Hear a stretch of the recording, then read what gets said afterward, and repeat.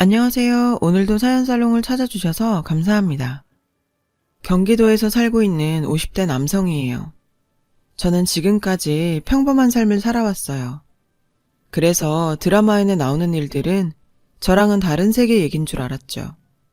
그런데 얼마 전 저한테도 그런 황당한 일이 일어났지 뭡니까? 저에게는 눈에 넣어도 아프지 않은 큰아들과 작은딸, 그리고 유순하고 가정적인 와이프가 있어요. 저는 현재 지방에서 아는 형님의 공장 일을 돕고 있는데요. 월요일부터 토요일까지 주 6일 근무에 월 300 정도 받고 있어요. 솔직히 내 식구가 먹고 살기엔 빠듯한 돈이에요. 제가 지금에야 이러고 살지만 처음부터 남 밑에서 일하고 살던 사람은 아니었어요.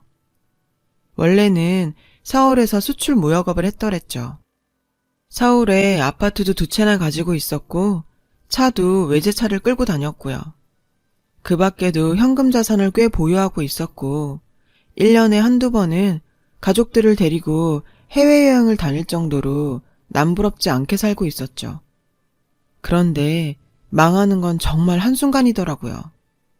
처음에 작은 계약이 틀어지기 시작하더니 금세 도미노처럼 눈앞에서 와르르 사업 전체가 무너져 버렸어요. 어떻게 세운 사업인데 끝까지 버텨보려고 사방으로 뛰어다녔지만 잘 되지 않았어요. 보다 못한 본가와 처가에서 도와주려고 애를 썼지만 턱없이 부족하더군요. 결국 전 마지막이라는 심정으로 사업을 하는 친구를 찾아갔어요. 그래도 제일 친한 놈이라 생각해서였죠. 자존심 다 버리고 구질구질하게 부탁했습니다. 하지만 돌아온 대답은 싸늘했어요. 자기 보기엔 어차피 망한 게 뻔한 사업이니 그냥 접고 다른 일을 시작하라지 뭐예요. 전 친구의 멱살을 잡고 크게 다퉜어요. 가망 없어. 더 시간 끌어봤자 빚만 불어날 뿐이야. 뭐? 내가 어떻게 쌓아온 사업인데 내가 어떤 심정으로 여기까지 찾아왔는지 알기나 해? 그리고 그날 이후 저는 다시는 누구에게도 손을 벌리지 않겠다 맹세까지 했어요. 제가 가진 마지막 자존심마저 버릴 수는 없었거든요. 제 사업이 망하자 가장 힘들어한 건 작은 딸이었어요. 큰아들은 대학 졸업학기라 이미 등록금을 다 낸 상태인데다 사업이 잘 될 때 어학연수며 유럽 배낭여행까지 아들의 미래를 위해 금전적으로 해줄 수 있는 건 다 해준 상태였거든요. 하지만 작은 딸의 경우는 달랐어요. 아직 고등학생인데다 일반고도 아닌 예고에 다니고 있어서 전학이 불가피했죠. 예고는 등록금도 비싸고 실기비까지 따로 내야 해서 도저히 현재 형편으로는 감당이 안 되더라고요. 결국 미대 진학이 꿈인 딸아이를 일반 고등학교로 전학시켰어요. 대신 미대 입시를 대비해 미술학원을 보내주기로 했고요. 그런데 참, 미대 입시학원비도 만만치 않더라고요. 전에는 제가 벌어다주는 돈으로 아내가 다 알아서 했으니까 저야 알 리가 없었죠. 아침 7시부터 밤 8시까지 주 6일을 꼬박 일해서 월 300 손해지는 상황에 한 달에 100만 원이 넘는 딸아이 학원비 대주는 건 여간 힘든 게 아니었어요. 학원비 내는 날이 무서워질 정도로요. 솔직히 딸아이 원망도 좀 했어요. 미대 들어가는 것도 보통 일이 아니고 또 간다고 해도 전공 살려서 취업하는 것도 힘들 테니까요. 게다가 미대 나와서 잘 되려면 유학은 기본이라고들 하는데 저희한테 이제 그런 건 꿈도 못 꿀 상황이잖아요. 그런데도 집이 이렇게 된 마당에 미술을 하겠다고 그 고집을 부리니 나 원참. 전 딸아이가 미술을 관두고 그냥 취업 잘 되는 간호학과나 회계학과에 갔으면 좋겠다 아내에게 내비쳤어요. 미대는 우리 형편 좋았을 때 얘기지. 지금 상황엔 아니잖아. 지금이라도 다시 생각해서 진로 바꾸게 합시다. 제대로 지원도 못 해주면 지은이도 고생할 게 뻔해. 그런데 아내가 극구 반대하는 거예요. 잠깐 형편어렵다고 앞날이 창창한 딸의 꿈을 막을 수는 없다나요. 나중에 딸한테 원망이라도 듣게 된다면 자기나 저나 많이 괴로울 거라고요. 힘 닿는 데까지는 해줄 만큼 해주자고요. 사실 전 그런 아내의 말이 곱게 들리지 않았어요. 월요일부터 토요일까지 공장에서 허리가 휘도록 일하는 건 저였으니까요. 아내는 여전히 상황 판단이 안 되는 것 같았어요. 더 이상 강남 사모님이 아니란 걸 직시해야 하는데 말이죠. 전과 달리 사는 집도 완전히 달라졌어요. 젊은 경비원이 여럿 딸려있던 고급 아파트에서 허름하고 곰팡이 핀 다가구 주택으로 이사를 했거든요. 그런데도 아내는 여전히 부잣집 사모님처럼 하고 다녔어요. 형편 좋을 때 선물로 사주었던 명품 가방들을 그대로 들고 다니더라고요. 중고샵에 갖다 팔면 그게 다 돈인데 말이죠. 여보, 그 가방 이제 파는 게 낫지 않아? 이런 동네에서 그렇게 다녀봤자 짝퉁 소리밖에 못 들을 텐데. 모르는 소리 말아요. 여자들은 명품 가방 하나쯤은 있어야 된다고요. 참, 지금 우리가 그런 거칠애하고 살 처진가요? 가방 팔아 생활비에 보태면 얼마나 좋아요. 남편 고생하는 건 생각도 안 하고 말이죠. 그러던 어느 날이었어요. 그날은 제 월급날이었죠. 퇴근하고 집에 가는 길에 트럭에서 파는 전기통닭 한 마리를 사서 들어갔어요. 딸이 치킨을 참 좋아하거든요. 전 방에서 그림을 그리고 있던 딸에게 나와서 치킨 먹자고 했어요. 그랬더니 딸이 됐다고 하더군요. 우리 딸 치킨 제일 좋아하잖아. 왜? 무슨 일 있어? 아빠, 학원에서 나만 빼고 다 특강한대. 나 이제 쪽팔려서 어떻게 살아? 특강이라니 그게 무슨 소리야? 의아해하는 절 보곤 아내가 다가왔어요. 특강비가 너무 비싸서 하지 말랬더니 지 친구들은 다 한다고 전 난리네. 미술학원에서 방학을 맞아 특강을 하는데 글쎄 특강비가 기존 학원비의 2배라는 거예요. 200만 원이요. 전 비싼 특강비 얘기를 듣자 입맛이 싹 달아났어요. 지금 형편으론 가당치 않은 금액이긴 하지만 저렇게 슬퍼하는 딸의 얼굴을 보니 어떻게든 돈을 마련해주고 싶었죠. 그때 제 눈에 아내의 명품 가방이 들어왔어요. 여보, 저 가방 이제는 파는 게 좋지 않아? 그랬더니 아내가 대뜸 화를 내는 게 아니겠어요. 돈은 미국에 사는 언니한테 빌려보겠다면서요. 아내의 친언니는 미국에서 미용실을 크게 하고 있거든요. 저희가 망해서 거리에 나앉을 때 지금 살고 있는 이 빌라 전세 자금을 내준 사람이 바로 처형이었어요. 돈은 안 갚아도 되니까 용기 잃지 말고 살라고요. 그 일로 아내는 처형한테 미안한 마음을 크게 가지고 있어요. 저도 처형한테는 늘 고맙고 미안한 처지고요. 그런데 사람이 참 자식 앞에선 뻔뻔해지나 봐요.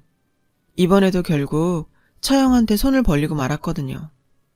나중에 일이 잘 풀리면 전부 갖겠단 마음이었죠. 그렇게 딸아이는 다른 친구들처럼 방학 특강을 듣게 되었어요. 그런데 그 사건을 계기로 아내와 전 조금 멀어지게 되었어요.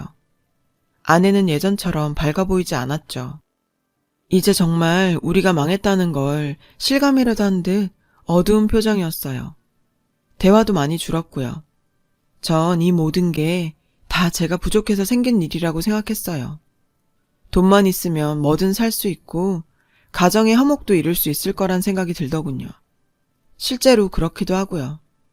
사실 살다 보면 일어나는 대부분의 문제가 돈 때문이잖아요. 그러던 어느 날 공장 형님이 일요일에도 일해줄 수 있겠냐고 묻더군요. 얘기를 들어보니 야근비에 주말 수당까지 돈이 꽤 되더라고요. 그래서 전 이참에 딸아이 대학 등록금이라도 마련해야겠다는 생각으로 하겠다고 했어요. 숙식은 공장에서 마련해준 기숙사에서 하게 되었고 가족들이 있는 집에는 2주에 한 번 정도 갈 수 있었어요. 그렇다 보니 집안 사정은 아내와 통화를 하며 듣는 게 고작이었죠. 밥은 먹었냐, 집에 일은 없냐. 통화 내용은 늘 같았어요.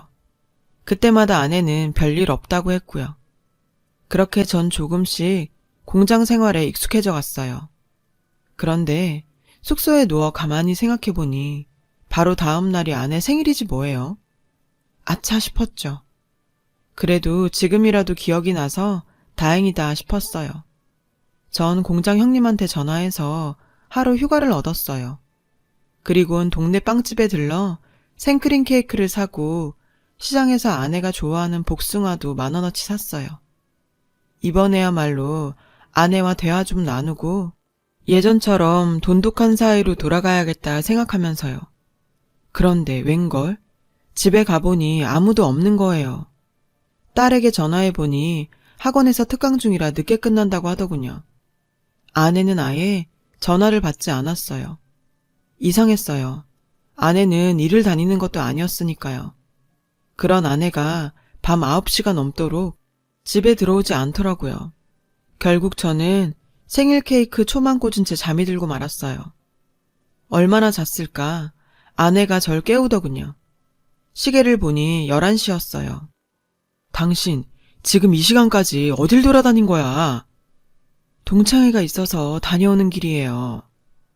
동창회라는 말에 부하가 치밀더군요. 전 사업이 망한 이후 모임에 나가본 적이 한 번도 없었거든요. 남편은 주말도 반납하고 뼈 빠지게 일하는 동안 아내는 친구들 만나 시시덕거리며 놀았단 얘기잖아요.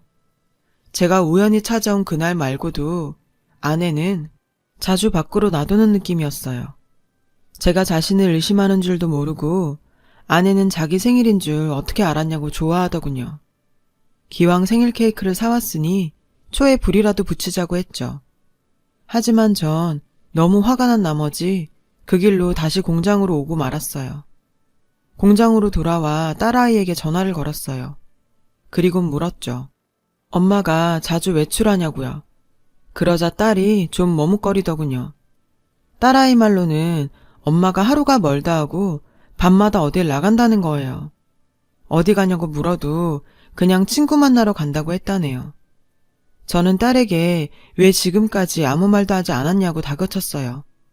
그러자 딸은 엄마 아빠 사이에 혹여 분란이라도 일어날까봐 걱정이 돼서 말 안 했다고 하더군요. 전 이 이야기를 공장 형님한테 했어요. 그러자 형님이 심각한 얼굴로 그러더군요. 제 와이프가 바람이 난 것 같다고요. 딱 봐도 바람이네. 얘기 들어보니까 좀 된 것 같은데? 네, 제가 생각해도 이건 바람이 분명한 것 같았어요. 일도 안 하는 아내가 밤마다 나갈 곳이 어딨겠어요. 잘 나가던 사모님에서 이 모양 이 꼴이 됐으니 아내도 도피할 곳을 찾고 싶었을 거란 생각이 들더군요. 결국 전 아내한테 묻지 못했어요. 혹여 정말 아내가 바람이라도 난 거라면 전 정말 어떻게 해야 좋을지 몰랐으니까요.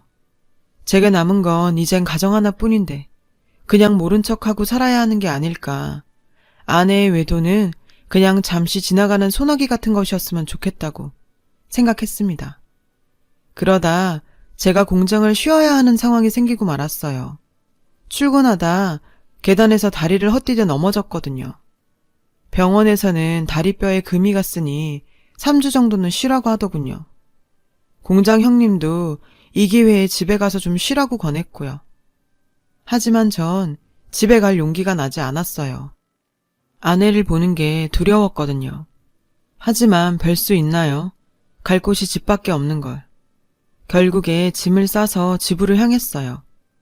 집에 가니 절 보는 아내의 얼굴에 당황한 기색이 역력하더군요. 하지만 이내 아내는 제 몸 걱정부터 했어요. 그런 아내를 보니 다시 예전으로 돌아간 기분이 들더라고요. 이런 말 하면 안 되지만 아내가 제 아픈 모습을 보고 이제 한눈 팔지 않았으면 좋겠다는 생각도 했어요.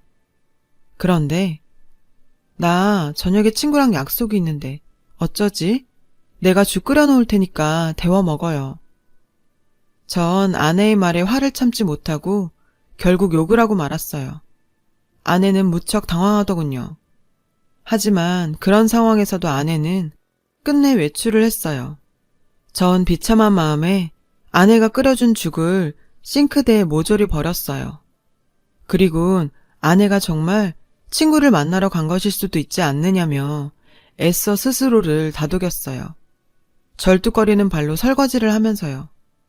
그러다 문득 한국 생활을 정리하고 미국에 가서 새 삶을 시작하는 게 낫지 않을까 하는 생각이 들더군요. 그래서 미국 처형한테 전화를 걸었죠. 저는 처형과 일상적인 대화를 하고는 전에 보내주신 학원 특강비에 대해 감사 인사를 했어요. 그게 무슨 소리예요? 난 돈 보내준 적이 없는데 특강비라니? 네? 아내 말로는 분명히 처형이 우리의 특강비를 계속 내주고 계신다던데요. 처형은 빌라 전세금을 제외하고는 한 번도 돈을 보내준 적이 없다더군요.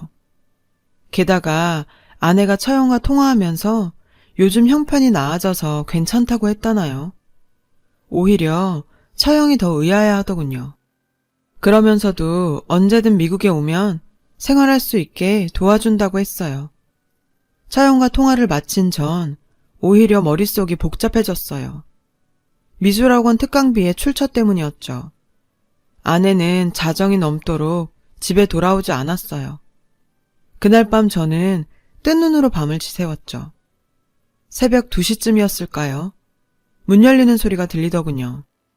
전 거실로 조용히 나갔어요. 아내가 얼굴에 땀이 송골송골 맺힌 채 들어오고 있었죠. 추운 날씨에도 불구하고 말이에요. 머리칼도 헝클어진 채로요. 아내는 절 못 봤는지 곧바로 화장실로 들어가 샤워를 하더군요. 전 아내가 어떻게 학원비를 마련했는지, 그리고 밤마다 어딜 다니는 건지 수많은 의문에 휩싸여야 했어요. 그렇게 뜬 눈으로 밤을 지새우고 다음날 아내에게 물었어요. 어젠 왜 그렇게 늦었냐고요. 그러자 아내는 횡설수설 하더군요. 아줌마들이랑 수다를 떨다 보니 시간 가는 줄 모르겠더라고. 커피 마시고 수다 떨다 노래방 가선 신나게 놀다 보면 정말 시간 가는 줄 모른다니까. 근데요, 무슨 수다를 하루가 멀다 하고 떤답니까? 지어낼 거면 제대로나 지어낼 것이지. 저는 아내의 어설픈 거짓말을 단박에 간파했지만 차마 지난밤 어디서 무얼 했냐고 따져 묻지는 못했어요. 결국 전 아내의 뒤를 밟기로 했어요. 다음날 아내에게 공장에 일이 생겨서 잠깐 가봐야겠다고 말했어요. 아내는 그 몸으로 어딜 가냐고 걱정을 했지만 아내가 속으로는 기뻐하고 있을 거라고 생각했죠. 집을 나선 저는 집 근처에서 시간을 때우고 있었고 저녁 8시가 되자 아내가 집에서 나오더군요. 아내가 버스에 오르는 걸 확인하곤 택시를 타고 아내가 탄 버스를 쫓았어요. 1시간 정도를 따라갔을까요? 마침 아내가 버스에서 내리더군요. 서울 시내였어요. 시간은 벌써 9시가 넘었더라고요. 버스에서 내린 아내는 어디론가 종종 걸음을 쳤어요. 따라가 보니 제가 잘 아는 동네더군요. 제가 사업을 하던 시절 제 사무실이 있던 동네였어요. 뒤따르는 내내 아내가 왜 하필 이 동네로 온 걸까 생각했어요. 하지만 궁금증은 생각보다 빨리 풀리게 됐죠. 아내가 향한 곳은 다름 아닌 한때 제 절친이었던 친구놈의 사무실이 있는 건물이었거든요. 순간 다리가 후들거리기 시작했어요. 모든 퍼즐이 다 맞춰진 것 같았거든요. 내 친구놈과 아내가 불륜을 저지르는 게 너무나 분명했어요. 친구와 제가 사이가 좋았던 시절 녀석은 제 아내와도 사이가 좋았었거든요. 비혼주의라는 놈이 가끔 농담조로 제 아내 같은 여자가 있다면 당장이라도 결혼하겠다고 했을 정도니까요. 그 놈이 옛날부터 제 마누라를 탐내고 있었던 것이 분명했어요. 아내도 그 친구를 보고 결혼하면 좋은 남편에 좋은 아빠가 될 거라고 얘기할 정도로 호감을 보이기도 했고요.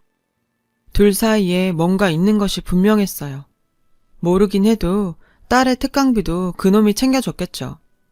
전 모든 걸 포기하는 심정으로 아내를 뒤따라 건물로 들어갔어요. 그런데 로비에 들어서니 야간 경비원이 절 막더군요. 무슨 용무로 찾아오신 겁니까? 방금 들어간 여자, 그 여자를 찾아왔습니다. 누구? 아, 박 사장님 친구분이요? 박 사장이 앞서 말한 제 친구 놈이에요. 이미 경비원도 알 만큼 들락거린 모양이었어요. 순간 전 머리가 돌아버릴 것 같았죠. 전 막무가내로 엘리베이터로 향했어요. 경비원이 절 막으려 했지만 재빨리 엘리베이터에 올라 친구놈 사무실이 있는 층을 눌렀죠.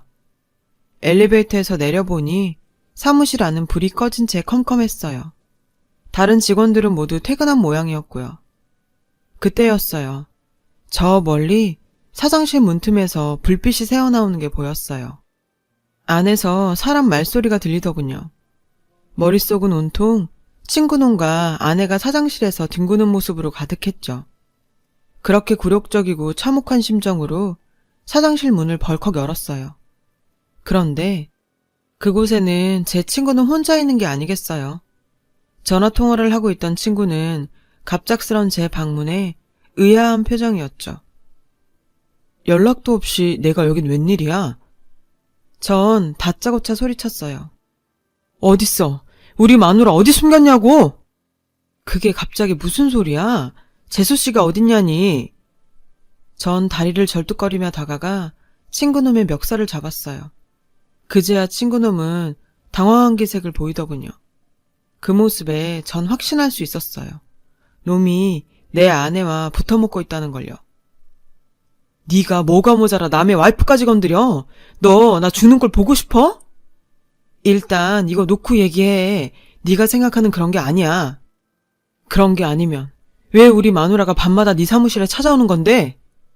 그건 그런 게 아니고 미치겠네. 친구놈은 변명을 하는데 급급했어요. 전 가증스런 녀석의 얼굴을 치려고 주먹을 들었죠. 그런데 그 순간 아내 목소리가 들렸어요. 여보, 그만해요. 나 여기 있어요. 고개를 돌려보니 문가에 제 아내가 서 있더군요. 파란 청소 아줌마 옷차림으로 손엔 대걸레를 든 채로요. 여보, 당신이 왜 그런 옷을 입고 있어? 손에 대걸레는 뭐고? 미안해요. 진작 말 못해서. 아내는 그 자리에 주저앉아 펑펑 울더군요. 친구놈은 그제야 그간의 상황을 설명해 주었어요. 몇 달 전 녀석은 아내로부터 온 전화를 받았다더군요. 혹시 일자리를 주선해 줄 수 있겠냐고요. 재수 씨한테 차마 험한 일을 시킬 수 없어 처음엔 격리 일을 주선했다고 하더군요. 하지만 아내는 사회생활 경험이 없는 자신 때문에 괜히 피해를 주기 싫다며 격리 자리를 극구 거절했다는 거예요. 그래서 하는 수 없이 아내에게 회사 청소 일자리를 소개해줬다고요. 평일 저녁에 5시간 정도 일을 하지만 친구놈은 사장 재량으로 월급을 좀 더 챙겨줬더군요. 정 그제서야 왜 아내가 매일 밤 땀 범벅이 된 채 돌아와 샤워를 했는지 알 수 있었어요. 그런 줄도 모르고 지금껏 아내의 외도를 의심했다니. 제가 생각해도 제 자신이 너무 한심했어요.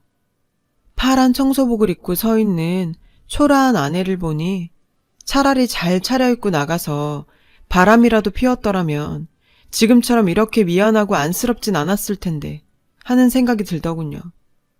이런 아내를 철없고 세상 물정 모르는 그런 여자라고 원망했던 제가 바보였죠. 딸아이 특강비를 감당하기 위해 밤마다 건물 청소 일을 다녔을 아내를 생각하니 미안해서 고개를 들 수가 없었어요. 아내는 지금껏 험한 일 한 번 안 하고 살아온 여자였는데 그런 사람이 남편 잘못 만나 나이 들어 저렇게 고생하는 걸 보니 미칠 것 같았어요. 제 자신이 죽도록 밉더군요. 전 친구놈에게 무릎을 꿇었습니다. 오해해서 너무 미안하다고요. 친구는 절 일으켜 세우며 이러지 말라고 하더군요. 자기가 진작 얘기를 했어야 했는데 오히려 미안하다고요. 그 길로 전 아내와 함께 집으로 돌아왔어요. 아내는 지금까지의 일을 모두 털어놓았죠. 그리고는 장롱에서 명품 가방을 꺼내왔어요. 그건 얼마 전까지 제가 팔라고 했던 바로 그 명품 가방이었어요. 아내는 울먹이면서 가방을 열어 상표를 보여주더군요. 여보, 이거 사실 짝퉁이에요. 원래 거는 진작에 팔아서 생활비에 보태 썼어요. 왜 나한테 진작 얘기 안 했어? 난 그것도 모르고 괜히 당신만 원망했잖아. 아내는 제가 상처를 받을까봐 명품을 팔고 똑같이 생긴 짝퉁백을 메고 다녔던 거였어요. 그 백은 제가 아내에게 결혼 20주년에 선물로 준 사연 있는 가방이었거든요. 전 그날 아내와 부둥켜 안고 참 많이 울었어요. 어려움 속에서도 가정을 위해 묵묵히 희생한 아내한테 미안하고 이런 사람이 내 아내라서 감사하는 마음뿐이었죠. 그날 이후 전 공장 생활을 정리하고 집으로 돌아왔어요. 낮에는 택배 상하차 일을 하고 밤에는 대리운전을 하고 있죠. 공장 생활보다 조금 고되기는 하지만 가족들과 함께 있을 수 있어서 훨씬 행복해요. 아내는 제 만류에도 불구하고 여전히 청소일을 하고 있어요. 딸애가 대학에 들어갈 때를 대비해서 한 푼이라도 더 모아놔야 한다면서요. 그렇게 우리 부부는 서로 합심해 어려운 상황에 맞서고 있답니다. 그리고 얼마 뒤 우리 집에 좋은 소식이 들려왔어요. 아들의 취업과 딸의 미대 합격 소식이었죠. 잃는 게 있으면 얻는 게 있듯이 우리 집은 비록 돈은 잃었지만 전보다 커다란 행복을 얻을 수 있었어요. 아내와 저는 요즘 노후에 대해 종종 얘기해요. 딸애가 대학을 졸업하고 나면 처형이 있는 미국에 가는 게 어떨까 하고요. 여행도 다니고 다시 한번 신혼 때처럼 살아보자고요. 전 인생에는 참 많은 굴곡이 있지만 그 굴곡 끝에는 무지개가 있다고 믿어요. 우리 부부는 그 무지개를 향해 오늘도 열심히 살아가려고 합니다. 아내에게 진심으로 감사한 마음입니다. 지금까지 제 사연을 들어주셔서 감사드리고요. 여러분의 가정에도 행복이 가득하시길 바래요. 여러분, 사연 댓글에 응원과 현명한 조언 부탁드려요. 좋아요와 구독은 저에게 큰 힘이 됩니다. 오늘도 좋은 일 가득하세요.